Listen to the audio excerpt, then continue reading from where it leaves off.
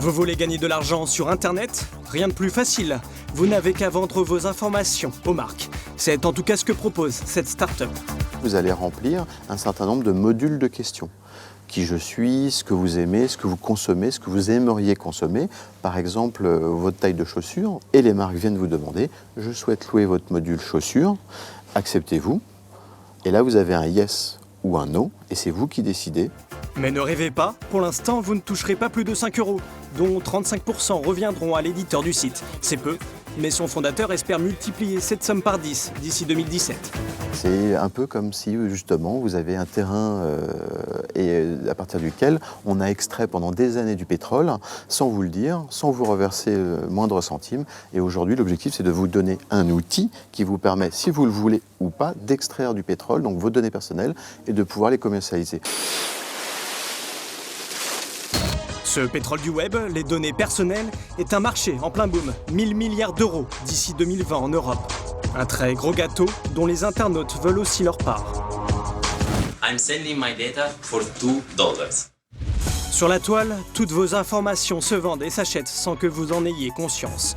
Environ 15 centimes d'euros votre email, 40 centimes pour votre adresse postale ou votre numéro de téléphone. Comme le résume cette vidéo pédagogique, vos moindres faits et gestes révèlent qui vous êtes. Tes historiques de navigation, tes informations sur Facebook, le contenu de tes mails et tes recherches Google sont de précieuses informations stockées par des monstres d'Internet. Toutes ces données sont ensuite revendues à des milliers d'entreprises qui n'ont plus qu'à se servir.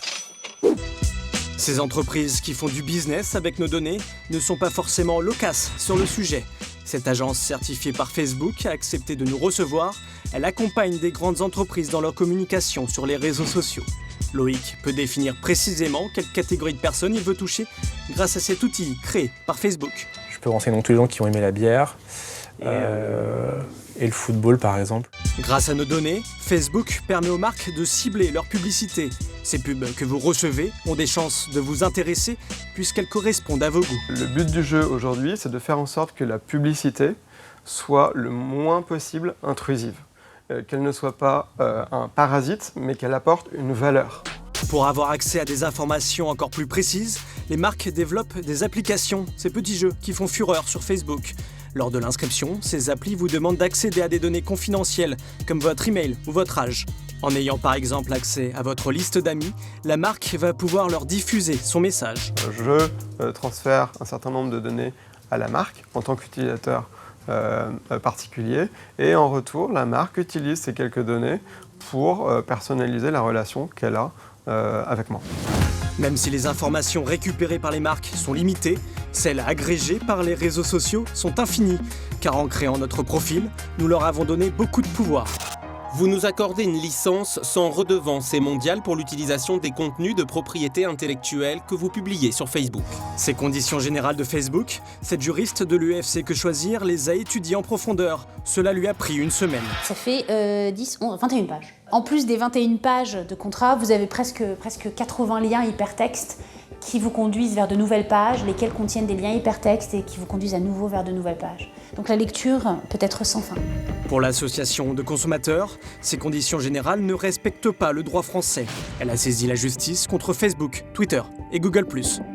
Qu'est-ce qui est fait réellement avec toutes ces données? Quelle est l'étendue de cette utilisation? Nous n'en savons rien et cette étendue est très largement autorisée, à tort et de manière, selon nous, illégale, par la clause de licence. La justice ne donnera pas sa décision avant l'année prochaine. L'UFC Que Choisir espère un changement des contrats de Facebook et compagnie. Seul moyen de ne pas finir tout nu sur le net. Stop, ça suffit maintenant!